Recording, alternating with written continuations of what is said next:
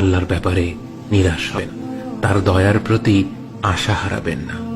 যখন কোনো বান্দার জন্য দুনিয়া সংকীর্ণ হয়ে আসে, বিশেষ করে যখন আপনাকে মানুষ পরিত্যাগ করে, এবং বিশেষ করে এমন কেউ যার উপর আপনি আস্থা রাখতেন কিন্তু সে আপনাকে নিরাশ করেছে, আপনি আল্লাহর পরে তার উপরে আশা রাখতেন অথচ সে আপনাকে লাঞ্ছিত করেছে, সেই সময় জেনে রাখবেন যে আল্লাহ চাচ্ছেন আপনি তার শরণাপন্ন হন।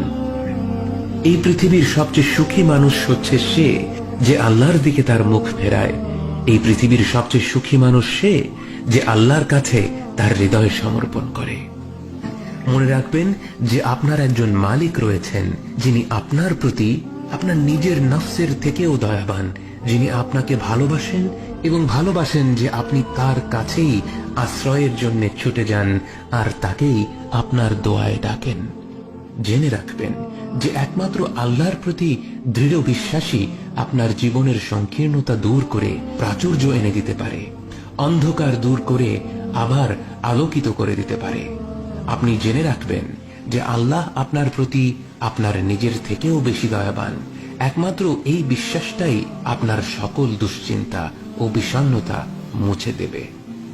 কে আছে এমন যে আল্লাহর দরজায় দাঁড়িয়েছে কিন্তু আল্লাহ তাকে তাড়িয়ে দিয়েছে? তিনি তো সবচাইতে উদার, মহা দয়ালু, মায়ার সাগর।